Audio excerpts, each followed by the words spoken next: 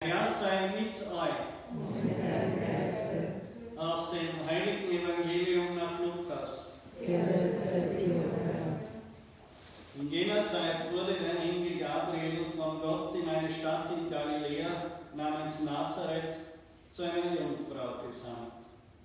Sie war mit einem Mann namens Josef verlobt, der aus dem Haus David stammte. Der Name der Jungfrau war Maria. Der Engel trat bei ihr ein und sagte: Sei gegrüßt, du Begnadete, der Herr ist mit dir.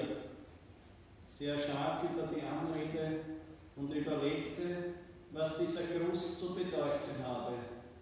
Da sagte der Engel zu ihr: Fürchte dich nicht, Maria, denn du hast bei Gott Gnade gefunden. Du wirst ein Kind empfangen, einen Sohn wirst du gebären. Dem sollst du den Namen Jesus geben. Er wird groß sein und Sohn des Höchsten genannt werden. Gott, der Herr, wird ihm den Thron seines Vaters David geben. Er wird über das Haus Jakob in Ewigkeit herrschen und seine Herrschaft wird kein Ende haben. Maria sagte zu dem Engel: Wie soll das geschehen, da ich keinen Mann erkenne? Der Engel antwortete ihr: Der Heilige Geist wird über dich kommen und die Kraft des Höchsten wird dich überschatten. Deshalb wird auch das Kind heilig und Sohn Gottes genannt werden. Auch Elisabeth, deine Verwandte, hat noch in ihrem Alter einen Sohn empfangen. Obwohl sie als unfruchtbar galt, ist sie jetzt schon im 6. Monat. Denn für Gott ist nichts unmöglich. Da sagte Maria: Ich bin die Magd des Herrn. Mir geschehe, wie du es gesagt hast. Danach verließ sie der Engel. Evangelium unseres Herrn, Jesus Christus. Lob sei dir, Christus.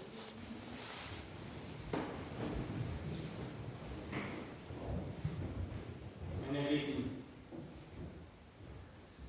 das Geheimnis der unbefleckten Empfängnis Mariens.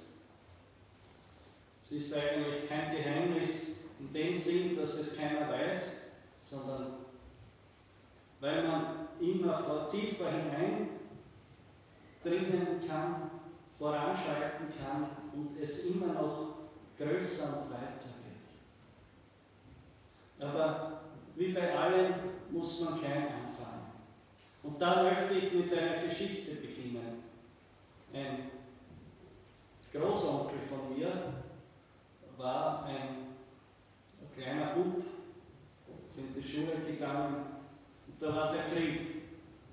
Und wie die Russen gekommen sind, da waren immer so Pferde, die sind so frei herumgelaufen, die halt den Soldaten irgendwie, die sie den Bauern weggenommen haben, irgendwo anders und die halt da mehr oder weniger frei gelaufen sind, vielleicht entlaufen waren.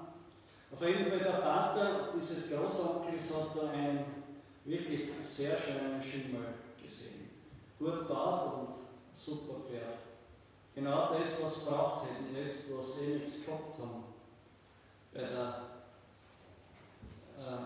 in den Kriegszeiten, in der Besatzung. Und der Vater sagt zu ihm: Du, geh hinaus und hol diesen Schimmel. Ja, der Bub geht hinaus, er war so 7 Jahre alt, mit einem Strickel.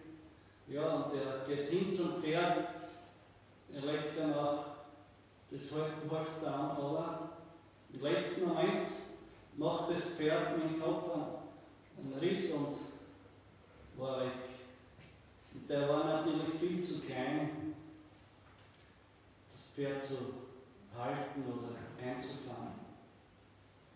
Ja, dann ist er nach Hause gekommen mit einem anderen Pferd und hat dann Schläge gekriegt, weil er nicht das gewünschte Pferd bekommen hat. Dabei hat er nichts dafür gekonnt, aber er hätte halt wen braucht, der stärker ist. Ein Erwachsener hätte das vielleicht gekonnt, aber er war zu klein und zu schwach. Und so ist es oft im Leben. Wir sind zu klein und zu schwach, wir brauchen Hände, die stärker sind. Und das ist die Gottesmutter. Sie ist stärker und mächtiger als alles und jeder. Selbst als der Teufel. Wenn man sich anschaut, einer der größten Veteranen und Kriegshelden, die es gibt, wisst ihr, wer das ist? Das sind die 3 Erzengel, Michael, Gabriel und Raphael. Und vor allem auch der Gabriel kommt zu ihr. Und er weist ihr seine Reverenz und sagt, du Begnadete. Und ein Engel kann nicht heucheln. Oder das, was er sagt, muss immer ganz in der Wahrheit sein. Es ist kein Schönreden. Und eigentlich ist es viel zu schwach im Deutschen übersetzt. Es würde eigentlich heißen, es ist so, wie man die Königin Mutter oder die Frau des Hauses, die höhergestelltere, die Grand Dame, würde man sagen, oder die Queen Mom, so begrüßt man die. Und er tritt so an die Gottesmutter heran, in dieser Haltung. Wenn von uns beiden jemand gesegnet, voll der Gnade ist, dann bist du es. Viel mehr als ich. Das sagt der größte Kriegsheld, einer der größten Kriegshelden, wer da mächtiger ist, das weiß Gott allein. Der das ganze teuflische Heer aus dem Himmel geschmissen hat, besiegt hat. Der auch heute mächtiger Kriegsherr gegen alle Dämonen aus der Finsternis sind, auch die heute wirksam sind. Der sagt, wenn von uns jemand begnadet und stark ist, dann bist du es. Dir kann man alles zutrauen, weil du wirklich stärker bist als der Feind. Und deshalb wirst du auch das zu Wege bringen, was kein anderer Mensch kann. Und das ist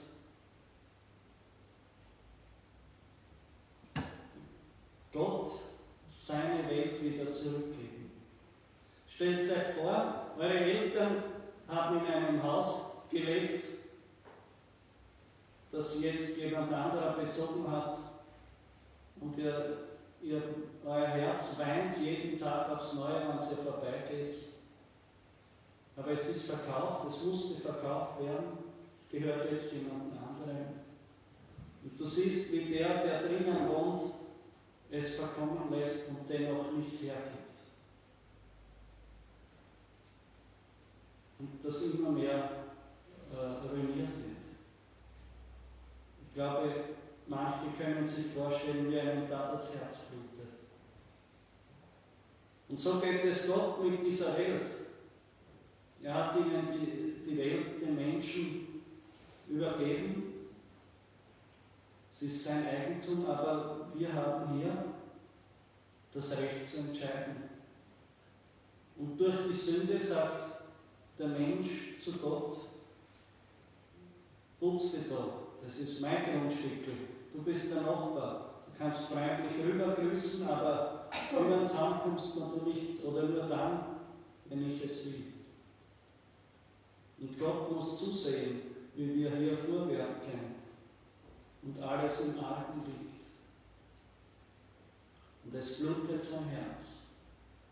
Wenn man sich ansieht, was alles durch Sünde und die Folgen der Sünden in dieser Welt geschieht, es ist erschreckend. Und doch hat Gott ein Einstiegstor gefunden.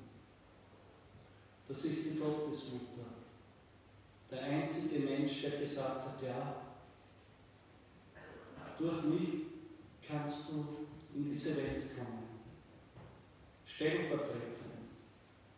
Für alle, die jetzt noch Nein sagen, sage ich ja, komm herein. Ich habe auch ein Gartentür, denn ich gehöre auch zu dieser Menschheit und in meinem Namen sage ich ja, du darfst kommen. Und so kommt Jesus in diese Welt und er fragt jeden Einzelnen von uns, darf ich zu dir kommen? Darf ich mein Reich in dir und bei dir aufrichten? Oder zeigst du mir von außen, wo die Tür deines Zauns zu mir ist? Die Gottesmutter hilft auch uns, dass wir diese Liebe Gottes neu verstehen. Gott ist nicht ein Nachbar, der mir alles wegnehmen möchte und mich aufkaufen will und der mir eine Bedrohung ist über meine Souveränität, sondern er weiß, wenn wir mit ihm zusammen sind, dann werden wir alle glücklich sein. Aber der Weg dorthin ist wie Maria, in Maria und mit Maria. Sie hat Jesus der Welt gebracht. Sie ist uns Helferin in allen Nöten und Vorbild. In ihrer Zentriertheit auf Gott, in ihrer Bereitschaft, ihm zu dienen, die Demut, in ihrer inneren Reinheit und in ihrer unendlichen Liebe, die sie zu uns, ihren Kindern hat. Sie sagt, komm zu mir, ich nehme dich bei der Hand wie ein kleines Kind und ich bin die Kraft, die du brauchst, die dir Jesus bringt. Denn Jesus, die größte Gnade Gottes. Was hilft es, wenn Gott dir die größten Gnaden schenkt und du sie nicht halten kannst? Es rinnt dir zwischen den Fingern, weil du nicht in der Lage bist. Weil wir eben immer wieder neu in Sünde fallen. Und so ähnlich vielleicht wie ein Lied. Wenn unser Organist ein Lied spielt und jedes Mal in der Mitte der ersten Strophe macht einen Fehler und muss wieder neu anfangen. Und wieder neu anfangen. Und wieder neu anfangen. Da kommt nie etwas heraus. Nie das, was wirklich sein soll. Und so geht es mit uns, wenn wir ohne Maria versuchen, die Gnaden des Herrn zu empfangen. Sie streckt uns auch heute ihre Hand entgegen. Sie sagt, komm mit mir, geh mit mir, gerade in den Nöten unserer Zeit. Unser Heimatland hat schon so oft den Beistand der Gottesmutter erfahren. Und wenn wir uns Maria zuwenden, werden wir das auch heute erfahren. Amen. Vergelt's Gott.